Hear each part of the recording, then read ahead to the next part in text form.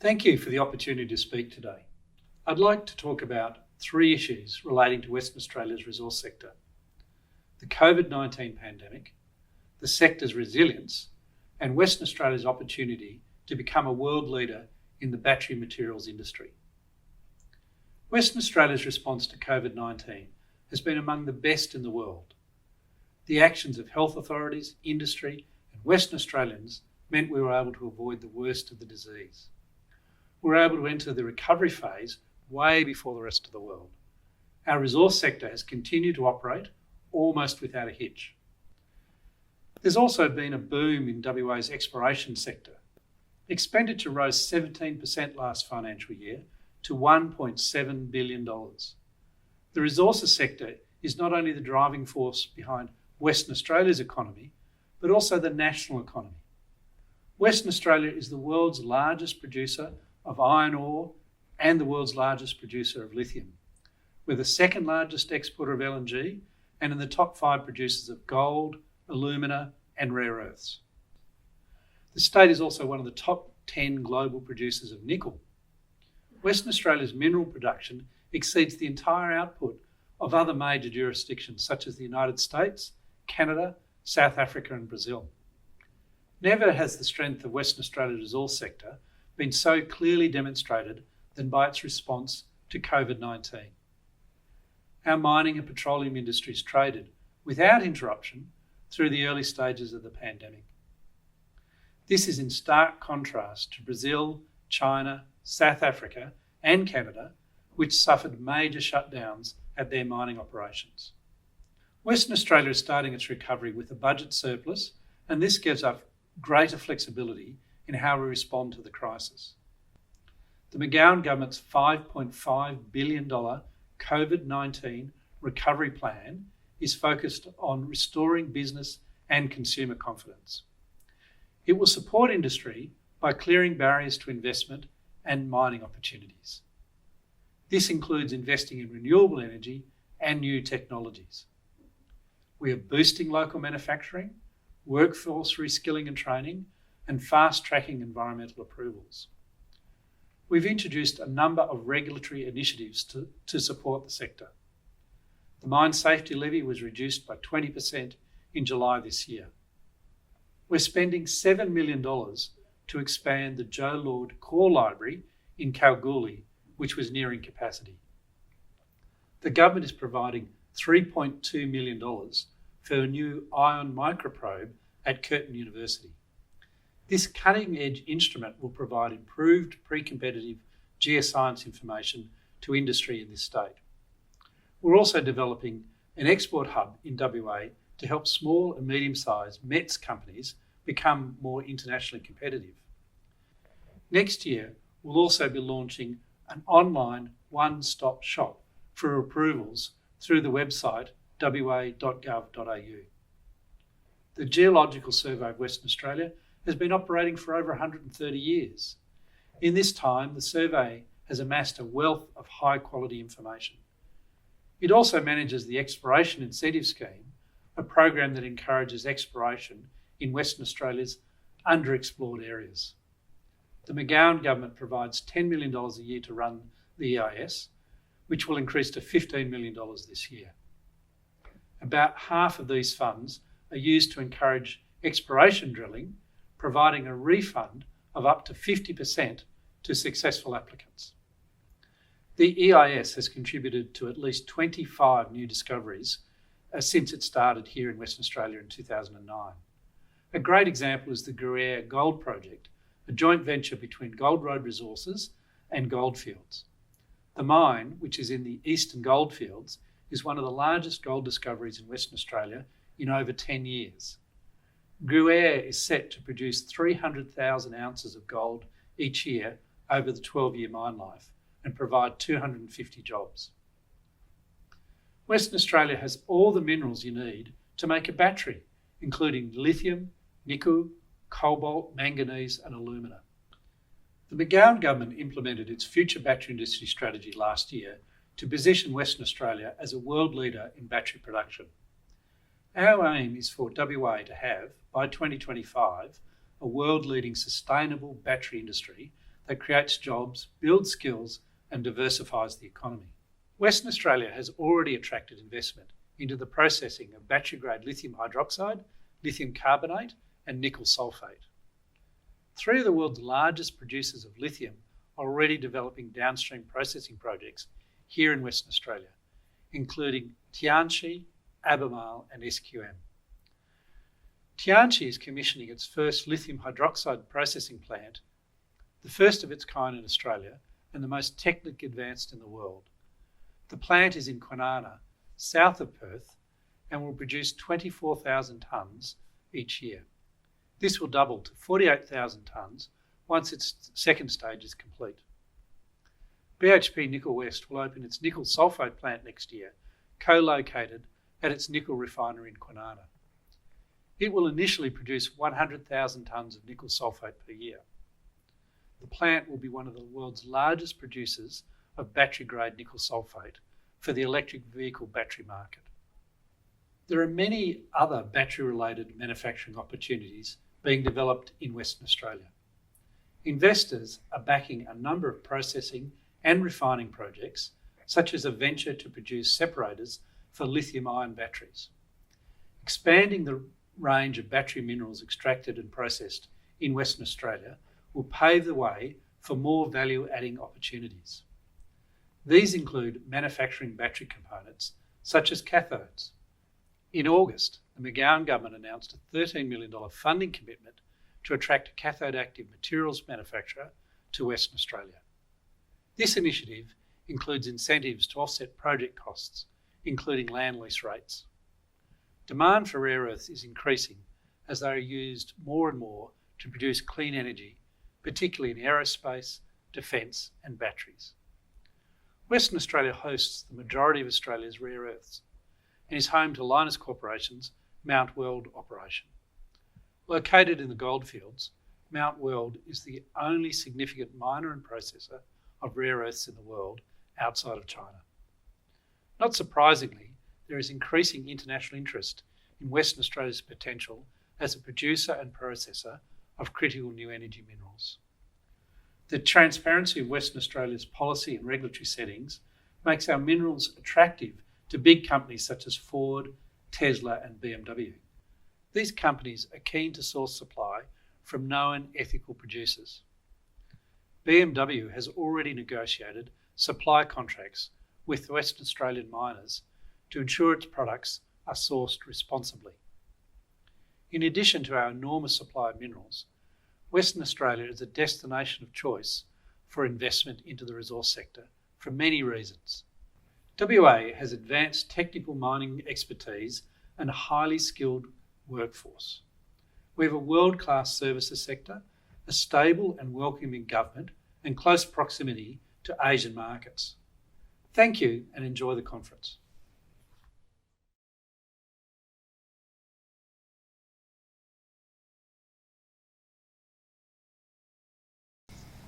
Hello, my name is Charlotte Hall and I am the coordinator of the Exploration Incentive Scheme in Western Australia. I will present today a glimpse of how the Geological Survey of Western Australia provides a strong foundation of statewide data and research to support exploration, and how this data has had essential ingredients, although not always recognised early on, for recent successes in Western Australia.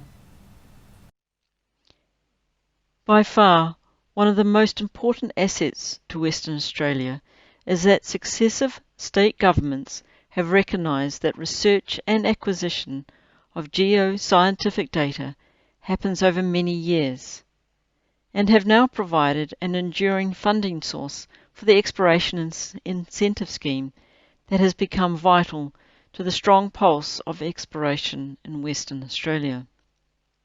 The Exploration Incentive Scheme has now been funded to a tune of $165 million over the last 13 years.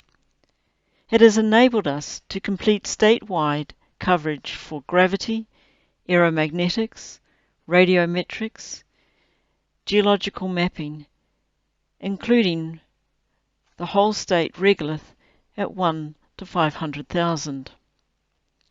And more data has been acquired as we go forward, including AEM. It has also allowed over 150 reports, records and data packages. It has also included collaborative research projects with institutions such as the CSIRO, universities and the Minerals Research Institute of Western Australia. All this has provided a strong platform on which tenement acquisition and district to camp scale targeting has happened. All this information has been used in recent success stories in Western Australia, a few of which are now discussed further. How does a potential Tier 1 appear in the Pilbara based on data from the goldfields 1,000 kilometres away? One of the most important ingredients is having geologists who will challenge conventional thinking. They will think outside the box, and time is given to them for that research to happen. It is also where they have used information from one craton to consider what might be happening in another. Following these are publications that have been released by the GSWA to help in exploration, and it starts with a paper in 2000. An academic paper on intrusive rocks, and they referenced mafic granites and placed in intercontinental settings. For most of us, even if we found the paper, with the abstract missing sexy words like mineralization, gold, or prospectivity, we would probably give it a miss. But for the GSWA, it did allow us to revise the lithostratigraphy of the intrusive rocks in the Pilbara. Moving forward a few years, the EIS funded reports on gold targeting for exploration in the Yilgarn. Those reports, one in particular, showed that there is a very strong to moderately strong relationship between mafic granite intrusions and gold and shear zones. And for that golden corridor, you needed to be within 1 to 2 kilometres of mafic granite. This was further endorsed by a major GSWA record on snookertoids, a subset of mafic granites, and links to gold prospectivity in the goldfields. By making all of this work of 15 years plus to open file, it allowed the light bulb moment to occur for a project with major results. And that project is Hemi, held by De Grey Mining. In 2019, an ASX announcement by De Grey had the blueprint for that success. The text in that announcement referenced intermediate intrusions. Well, there are the mafic granites mentioned in the paper published back in 2000, and that paper was published on the Malina Basin, where De Grey are based. It also mentioned structurally controlled granite gold mineralization. So again, there is the reference to the 1 to 2 kilometre golden corridor as mentioned in the Yilgarn publications for mafic granites. Also essential were regional geophysical data sets that have been integrated with industry-acquired, smaller camp-scale data, which has increased the value and utility of that data, and has been accompanied by the drill hole data that the department puts out through the exploration reports. Not resting on the new notion that mafic granites need to be shear-hosted, De Grey looked to the west, indeed 60 kilometres away, to an area known as Tawana. Applying for an EIS co-funding drilling grant has allowed De Grey to investigate mafic granites with mineralisation that appear to be only intrusion-related. Utilising this government industry co-funded drilling with a deep hole allowed the De Grey to find mineralisation at depth, proving and providing validation for the first time of a strong vertical scale to the mineralisation, and now the confidence to pursue for more. The following is another example where long-term progress and information has led to a working mine site in the Albany-Fraser region, not so long ago seen as unprospective. Essential to that discovery was regolith geochemistry, which held important clues, aeromagnetics, and again co-funded drilling. And that deposit is Nova, currently held by Independence Group. However, it all starts back in 1998 with the Geological Survey doing a regional geochemistry program, collecting regolith samples. 2 years later, the publication of those results show that there are a number of small anomalies. Although relative, they are seen to be something that is real. It takes a further 7 years before a tenement over that site is placed. That is put in by Sirius, and they continue to acquire more geochemistry data. A few years on, the exploration incentive scheme starts, and the aeromagnetic data that comes out shows that there is an anomaly, the I, adjacent to the soil anomaly. In 2011, Sirius applied for an EIS co-funded drilling grant and was successful. Drilling a single diamond hole, there is sufficient alteration and mineralisation to encourage them to continue on, and a year later they have the discovery hole. Moving forward a few years later, in 2018, there is the first full year of production at this mine, becoming an invaluable asset to both the state and regional economy. If we look to the west, the southwest of Western Australia, there is the Boddington Gold Mine, a Tier 1 asset which appears to have no friends, but one must consider that there is probably something else out there that we've not yet found. Recent successes, working on current data put out by the Geological Survey, have included Ausgold exploration at their Jinkus deposit, and with co-funded drilling, the Tampa gold deposit now held by Ramelius. The most recent success, of course, is with Chalice and their Tulamar.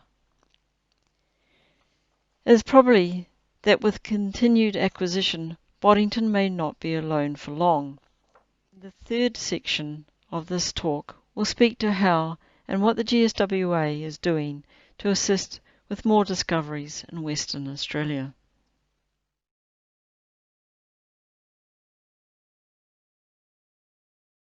Hi, I'm Richard Chopping, Manager for Mapping Geoscience through cover here at the Geological Survey of Western Australia.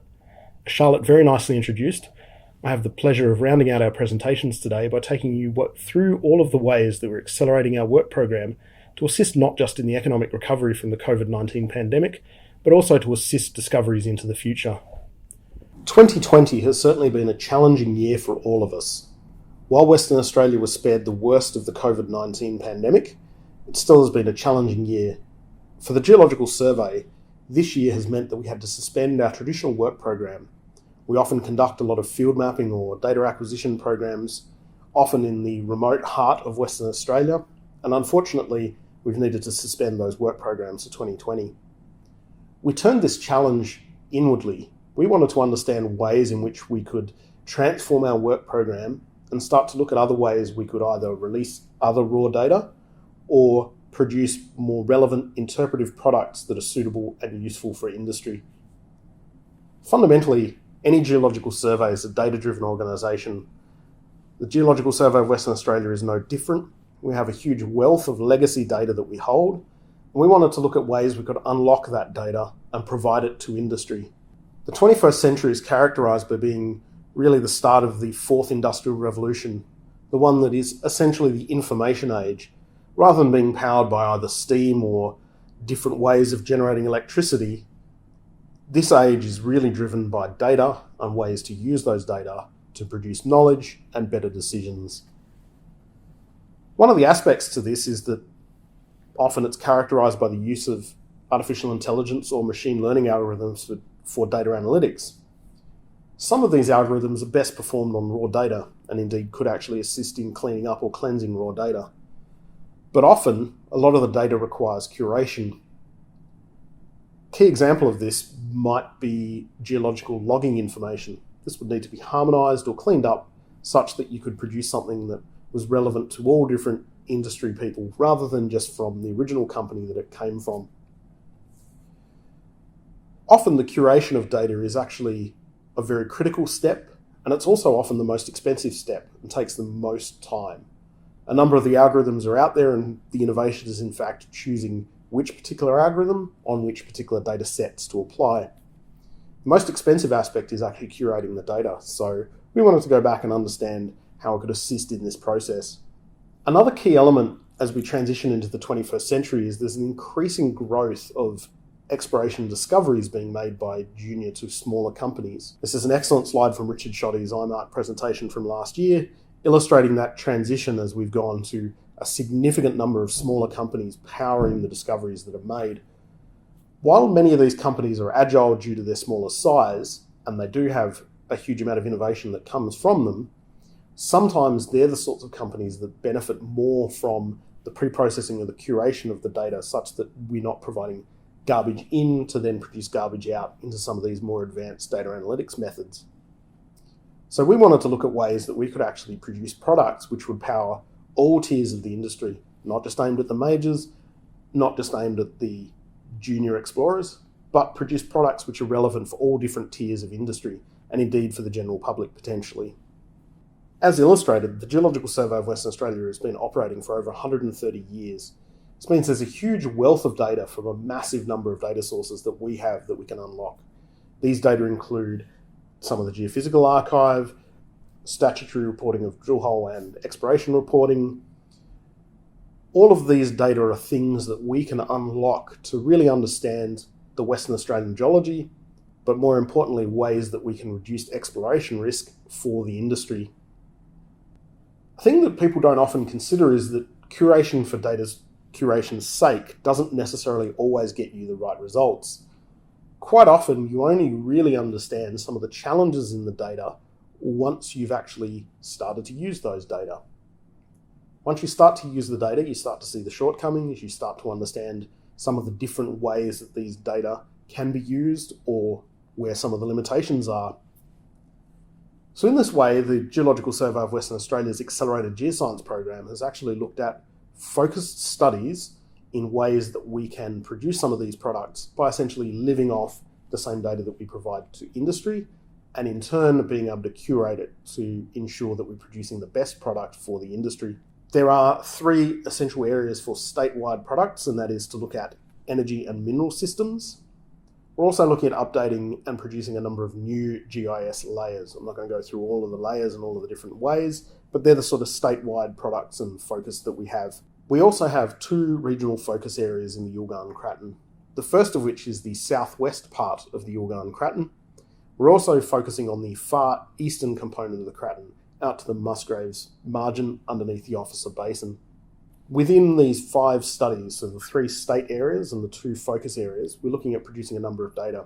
So I'll now go through some of those layers and help you understand ways in which they assist exploration, so really take you through the why we're doing these kind of things, not necessarily the key geoscientific points. One area that we're attempting to reduce risk is by looking at new products, new distilled products that can assist explorers. So a key one that we often get asked about is, where is the outcrop in Western Australia?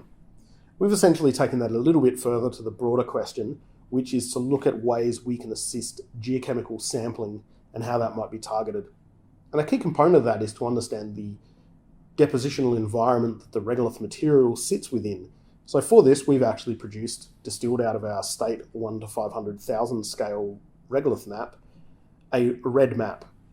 This stands for the residual, the erosional, or the depositional components. And you can see those highlighted in grey, red, and sandy coloured for the 3 different components. What I'm also showing are where we can zoom into some of these areas. So both areas from the southwest and also from the far east Yilgarn. So we're able to bring in the information at a higher scale and distill it and harmonise it into our 1 to 500,000 scale products in these key focus areas. And this allows us to produce more useful information for explorers in those regions, as well as producing the broader state scale product, which will assist you in understanding the environment so that you can really target your data collection. While that's all well and good, we've also taken it a step further, and we want to unlock other sample collections that are available. So key examples of this might be hydrochemistry, or even things like petroleum well data that provides information on formation pressures. Another example of this is a collaboration we have with Department of Primary Industries and Regional Development here in Western Australia. This collaborative work provided access to a number of boreholes across the southwest, which were originally drilled only to obtain various aspects of groundwater. In the process of drilling this, there are a number of pieces of material which are returned up and then were kept by the department and were never further analysed. We were able to actually get a hold of all of these samples spread across the southwest so that we have a good spatial distribution of all of these drill holes. And we're able to take them, put them through the high logger, and by applying some really good regolith geoscience, we're able to then create some filters on the high logger products such that we can understand, say, base to transported cover. This allows us to build a much more three-dimensional picture of the regolith than just the two-dimensional view that I presented on the previous slide. This also allows us to unlock previously underutilized data from this sample collection. Traditionally, people hadn't necessarily approached from a geological perspective, but it provides us insights in terms of understanding the regolith in 3 dimensions. It also provides much more of an understanding to the regolith environment for the understanding of water in this very important region as well. So it's particularly useful not just for ourselves, but for other government custodians as well. Another area that we've really concentrated on is to actually learn from what we call the drill holes database. So this is the collection of all of the drilling and sampling that was performed and then reported back to us under the statutory reporting requirements. And for us, especially understanding the buried geology of Western Australia, the cheapest drill hole for us to understand the geology is the one that we don't have to drill because somebody else has already been in there and drilled it for us. Potentially, once you include not just all the drill holes, but also all of the different depths within the drill holes, you're talking about hundreds of millions of samples. So on the slide, I'm actually showing where the locations are. The different colours and shapes represent different types of drilling information. There's millions of data points within this data set. At the state scale, you wouldn't necessarily look at it in terms of the individual drill holes, but the more population of what these drill holes tell us. But they also can provide insights into mineral systems, potentially by looking for indicator elements and or understanding lithologies that hadn't traditionally been looked at from the perspective of the people who originally drilled that information. At the state scale, these data can actually be distilled in such a manner such that we can start to get out other insights rather than just the original targets that the people who drilled these drill holes originally were looking for. Another component is to start to look at some of the trends in geochemistry falling out of this drilling information, even in simple ways of looking at things like the maximum grade within drill holes. So what I'm showing on the right is both gold data from the drill holes and from soil analyses performed by companies.